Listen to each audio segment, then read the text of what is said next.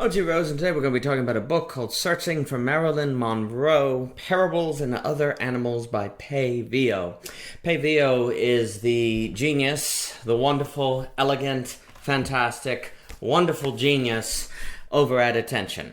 I love his videos, I love his work. He has recently been doing a series on Borges in the Library of Babel, and it is the best presentation on that I have ever heard, and it is not close. His presentation on A Hunger Artist by Kafka was incredibly inspiring to me. It led to a wonderful discussion I've been writing papers on ever since. I've gone through his presentations on Virginia Woolf. I've gone through his reflections of literary criticism. I hope to simply go to the top of his playlist and listen to everything. Everything I've heard has been wonderful, and I can say the same about his book. This is a wonderful text. I think literature often now tries to avoid big topics. I think it tries to avoid the deep existential tensions that define modern life. I think it avoids philosophy, as I think philosophy avoids literature. And I think this has been a terrible loss for literature. We don't have people like Kafka now, because even though Kafka is not necessarily a philosopher, there is an incredibly rich, deep, and profound philosophy behind the text. Yes, you have characters in Dostoevsky that are giving direct monologues on theological and existential and philosophical topics, but you couldn't possibly reduce the literature to the philosophy. The philosophy is behind the novel and behind the text. I once heard it said that in art, you're often trying to find how to be a great mind behind the work, which is it can be sensed, but it doesn't override the work. A great man I know, a great professor, William Wilson, says the writer always is trying to avoid pouring in from the top. The philosophy, the ideas have to be natural to the text. We don't see books like this anymore, tragically, because of this war that seems to have emerged between philosophy and literature, and I think it is a great loss.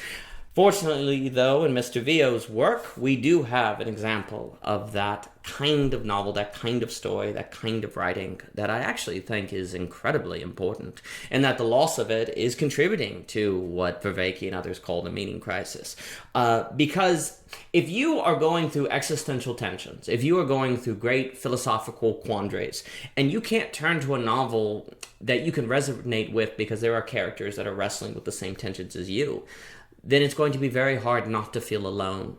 Maybe you'll get lucky and happen to know people in your life that have similar experiences, but very often when it comes to these kind of existential situations, it's just not the case that the people around you happen to be going through something similar. But if you can pull a book off a shelf and meet an Ivan Karamazov, or meet a character out of Camus or Kafka or Joseph K. or so forth, or then that can make you feel like you're not alone. And very often the great works of art articulate something we know into something we understand, something we sense on a deep subconscious level. It brings it to the level of the conscious, where we can get a better hold on it. And when we can get a better hold on it, we can better live with it.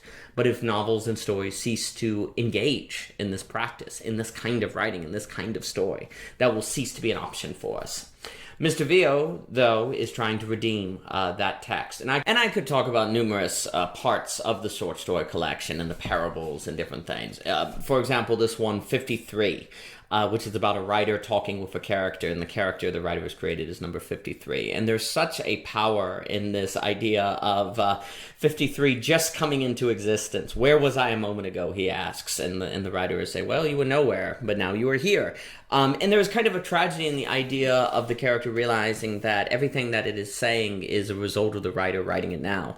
That if the character is getting bored, it's because the writer did it. And there's also this kind of interesting dynamic where the writer tells the character, don't worry, I have something more interesting for you. Something's going to be great. I'm going to send you into the future. And it's interesting because it's like the writer is able to send the character somewhere. And yet, what does that mean if the character is just thrown into this places? A place with semi-cosmic rays, the Horden first-class feeding off machine, skies full of dark smoke from a steampunk fantasy. You will be able to see things I can only imagine, the writer tells the character. And the character's like, well, I tell you what, okay. And there's this wonderful twist where the writer turns around and it's like, well, I'm sorry, I can't necessarily send you to these places you want to go because there's a third party involved, and that's the reader. And the writer has to write to the reader. And it's interesting because there's this power dynamics at play where the character is kind of under the will of the writer, but the writer is under the will of the reader.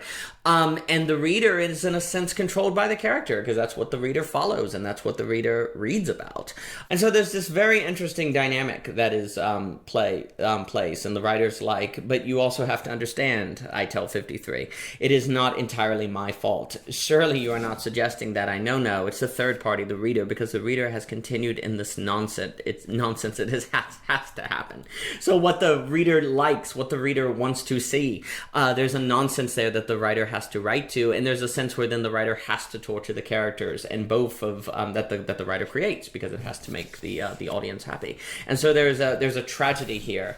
And then at I don't want to give too much away, but when he's talking to the character, and the character's 53, is what is going on, what is happening around me? Your story is coming to an end. Am I scared? Maybe a little, but I will make sure you do not mind. And the story goes, and there's just a very moving account, and that really speaks to all of the different forces we can find ourselves captured in and responding to, that we can't fully boil down to just being an expression of our wants and wills. We're all a mixture. The story Fleck I also really liked, and there's this idea that there's a clock there. Everyone turned. There's a clock on all the screens. Everyone knows that there's a timer that's going down, and when the timer goes down and reaches the end, time will have stopped altogether. And the tension that it builds up as it goes along, I really like that work quite a lot, and I have not been able to stop thinking about it today.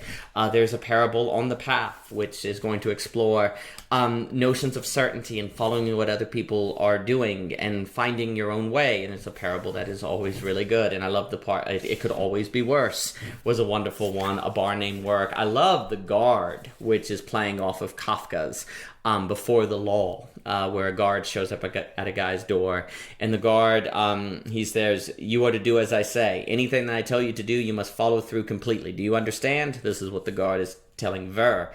And Ver's like, what's going on? And the thing that the guard does is he just tells, you do so carry on, do what you want. You are free to do as you will, the guard tells Ver. And the story goes from there. And there's a question: if somebody tells you to do what you want to do, are you free anymore? Because an expression of that freedom could be an expression of that command.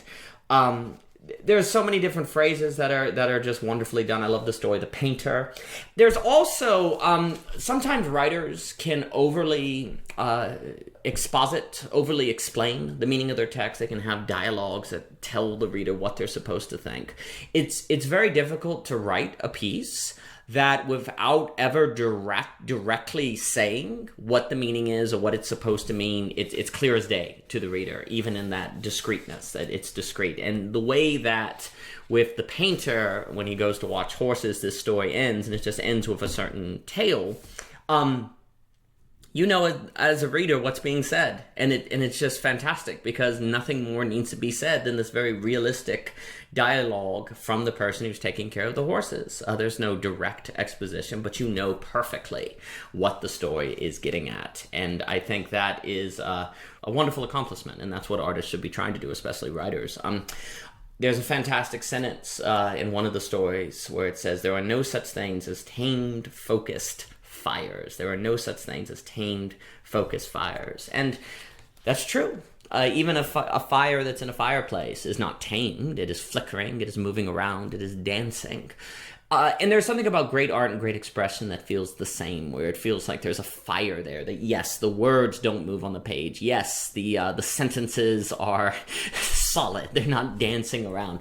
But a good text, good writing, feels as if it is not tamed, as if it is alive, and as if it is speaking to the things that matter most. And you will find in Mr. Veo's Searching for Marilyn Monroe, as you will find also in his reflections on attention. You will not find any tamed focus fires, but you will find a flame that helps illuminate the world that we live in today, and that can also set a fire ablaze in you to want to understand that world better, to live in it well, and to put up the good fight, to endure and to prevail, as Faulkner said of Dilsey in The Sound and the Fury, to overcome, to seek, to find, to strive, and to not yield.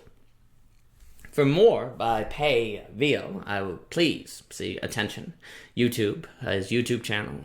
Please check out Searching for Marilyn Monroe. You can find it on Amazon and other places. And thank you so much for your time, and thank you, Pae, for the work that you do.